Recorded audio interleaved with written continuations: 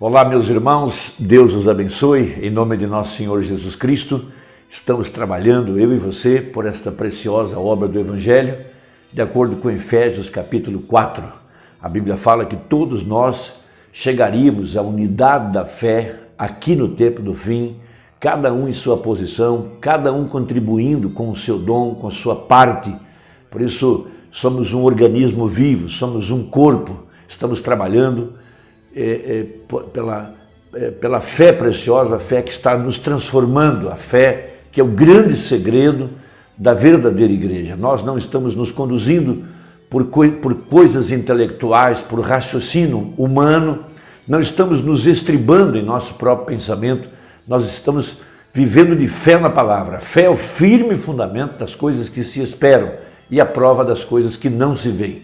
Nós cremos no poder da palavra falada. Cremos que Deus criou todos os seus exércitos nos céus, toda a criação do universo e da terra, tudo foi criado pelo poder da sua palavra. E agora a verdadeira igreja vem sendo formado, era após era, pelo poder da palavra falada. Nós somos gerados de novo pela semente palavra falada, de acordo com o que disse o apóstolo São Pedro.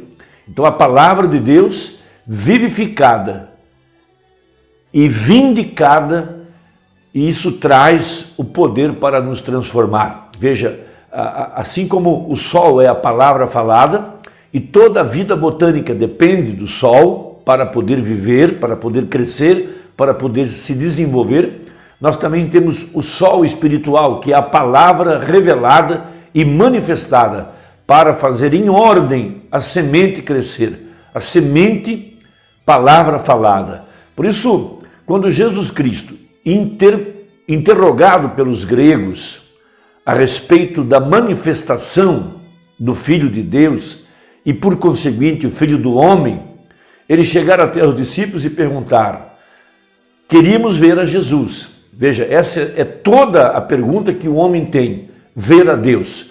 Jó até mesmo disse: se eu soubesse qual é o seu lugar de morada, eu iria até lá para ter, em outras palavras, uma audiência, uma entrevista com ele. Moisés quis vê-lo e Deus então mostrou-se a ele através das costas de um homem. Veja, Moisés viu o lugar de misericórdia, porque chegar até a presença de Deus é alcançar misericórdia. Viver na presença de Deus é alcançar misericórdia.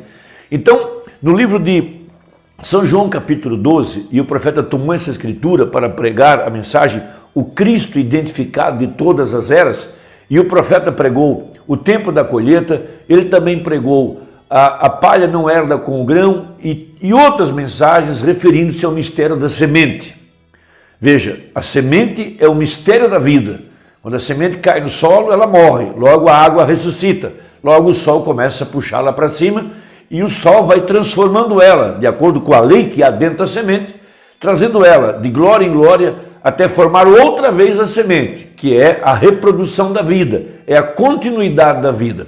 Por isso diz o Mombrano, em outro exemplo, ele deu uma mulher a um homem para que ele pudesse reproduzir-se a si mesmo, a perpetuidade do nome, da herança, através da semente.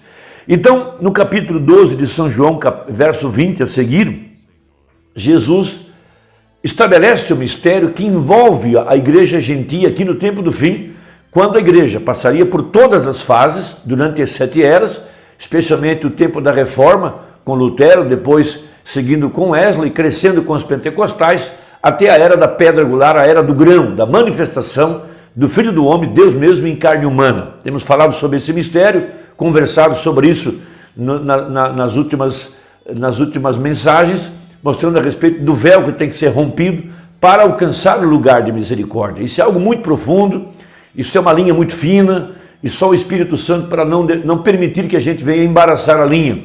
Veja, o Mombrana não é Jesus Cristo, mas ele era o véu, atrás do qual, veja, o vaso de barro, dentro do qual estava o tesouro, estava o Espírito Santo, estava o altar de misericórdia. Ele disse em várias mensagens que o trono de Deus, o trono da misericórdia, estava aqui na terra, dentro do seu povo, porque Deus mudou de forma. Ele usou a palavra kenos, para mostrar como ele mudou de forma. Hoje ele tomou a forma de igreja, a forma de sua noiva. Ela hoje é ele. Isso está na mensagem, Cristo é o mistério de Deus revelado. Então veja, ora, havia alguns gregos, os gregos são gentios, entre os que tinham subido a adorar no dia da festa. Eles eram tementes a Deus. Estes, pois, dirigiram-se a Filipe, que era de Betsaida, da Galileia, e rogaram-lhe, dizendo, Senhor, queríamos ver a Jesus. Filipe foi dizê-lo a André, e então André e Filipe o disseram a Jesus. Veja, Jesus não foi atendê-los, não foi lá onde eles estavam para lhes conceder a audiência, mas Jesus lhes deu uma chave, uma parábola, um segredo. Veja, Jesus lhes respondeu dizendo, é chegada a hora em que o Filho do Homem há de ser glorificado. Na verdade vos digo que, se o grão de trigo caindo na terra não morrer, fica ele só, mas se morrer, dá muito fruto. Evidentemente que nós sabemos que esse grão era ele mesmo. Ele estava falando de sua morte e, por conseguinte, a sua ressurreição. E ele também havia dito que a igreja faria as mesmas obras que ele fez, passaria pelas mesmas etapas que ele passou, até formar-se aqui, no tempo da colheita, no tempo do fim. Veja, o grão maduro, que era a vida de Cristo reproduzida através de sua igreja outra vez.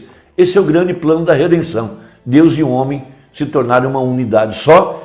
Essa é a grande profecia, a unidade de um Deus numa única igreja, a unidade da fé, veja, a cabeça e o corpo se juntando nessa grande profecia aqui no tempo do fim.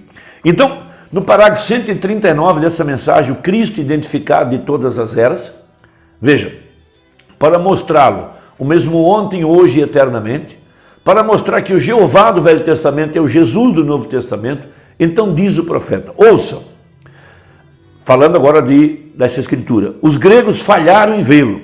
Por quê? Então, senhores, nós gostaríamos de ver Jesus. Eles falharam em vê-lo porque ele estava vestido em seu templo humano, Deus num homem. Essa é a mesma coisa que aconteceu nos dias de Moisés, repetiu-se nos dias de Jesus e agora nos dias da vinda do Filho do Homem. Por isso, o profeta usava esse tema em suas campanhas. Jesus Cristo é o mesmo ontem, lá atrás, no tempo dos profetas, especialmente Moisés, foi o mesmo nos dias de sua vinda, aqui há 2000 anos atrás, e ele é o mesmo hoje e o será o mesmo eternamente. Vejam, carne humana foi o que os cegou, e eu digo que é a mesma coisa que tem cegado Laodiceia nesse dia. Veja, eles não podiam entender, você sendo um homem, faz a si mesmo Deus ou igual a Deus? Eles poderiam dizer. Ele disse, bem, se vocês podiam chamá-lo pela lei e as escrituras não podem ser rompidas, vocês podiam chamá-los deuses, o que eles eram, a quem a palavra de Deus vem. Veja, Moisés foi chamado de Deus, Jesus mesmo disse isso. Ele era Deus, enquanto a palavra estava velada atrás da pele humana dele, seu rosto brilhava. Ele foi e depositou a palavra lá atrás do véu, dentro da arca. A palavra estava velada até ser revelada. Logo depois que Moisés revelou a palavra, Moisés voltou a ser Moisés e saiu de cena. A mesmíssima coisa aconteceu com João Batista, a mesmíssima coisa acontece aqui no tempo do fim com o ministério do irmão Branham. 141. Então ele é a plenitude da palavra. A palavra era para aquele dia o Filho de Deus, o Redentor. Quando Deus, ele mesmo, ele veio sobre a terra e habitou num homem para tomar a morte sobre si mesmo, para redimir toda aquela árvore fora do jardim do Éden. Nós sabemos que a igreja, representada por Eva, foi colocada para fora do jardim do Éden. A árvore noiva, a restauração da árvore noiva, essa é a profecia. Veja, aquela árvore fora do jardim do Éden, não a mulher, o homem, o segundo Adão que morreu e foi para o chão para trazer aquelas substâncias, amém? Aquelas folhas que caíram no passado, para gerá-las na ressurreição, quando poderia ser dito sobre isso, nos tomaria horas. Mas nós estamos aqui para o ponto agora. Os gentios daqueles dias falharam em vê-lo, porque ele estava em carne humana. Essa é a profecia. Então diz o profeta, eu admiro se nós fizermos a mesma coisa. Eu me espantaria se cometêssemos o triste erro que eles cometeram, falhar em conhecê-lo.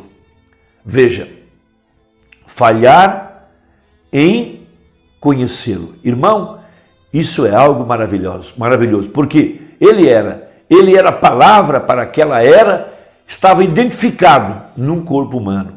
Um rapaz que não tinha nenhuma instrução, que nunca ouvimos indo para a escola, nós não tínhamos nenhuma credencial.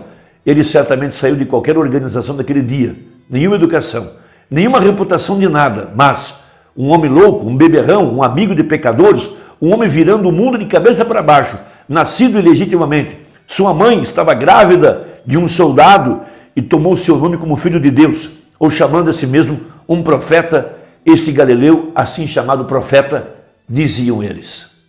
Eles tropeçaram na carne, tropeçaram no véu, tropeçaram no vaso de barro onde a palavra estava escondida. Veja, a árvore da vida, Jesus Cristo, que agora estava fora do jardim, estava bem na frente deles agora. A palavra feita carne.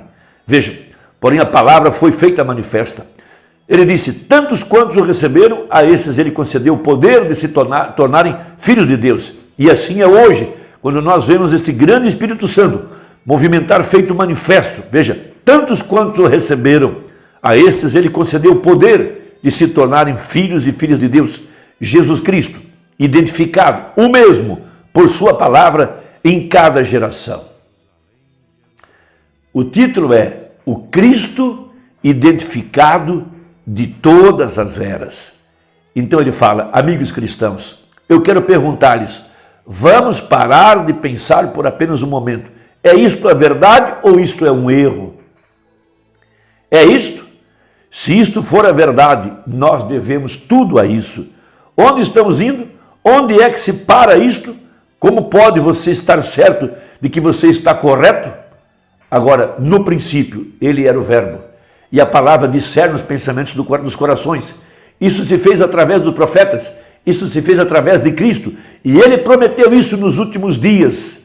Pois ele é o mesmo ontem, hoje e eternamente. Então, o ministério do profeta identificou o Cristo de todas as eras. Por isso eu sempre aconselho que você examine o final das mensagens, você verá a filha de oração, e ali estava o sinal messiânico que foi mostrado para Abraão, para a mulher do poço, para os apóstolos, e veja, por 2000 anos esse sinal não foi visto, nenhum gentil havia visto, mas Deus disse que como foi nos dias de Ló, assim seria nos dias da vinda do Filho do Homem. Irmãos, a promessa está cumprida. Os gregos falharam. Não vamos nós agora cometer esta falha. Que Deus possa abrir o véu do seu entendimento, como abriu do ladrão da cruz, como abriu da mulher samaritana. Se você for redimível, você então é chamado agora para ir além do véu, lá onde está o altar de misericórdia, a palavra que sangrou no Calvário. Que Deus te ajude, que Deus te abençoe. Compartilhe essa mensagem, vamos trabalhar juntos, a hora está terminando. Deus os abençoe e até a próxima conversa, em nome de Jesus, amém.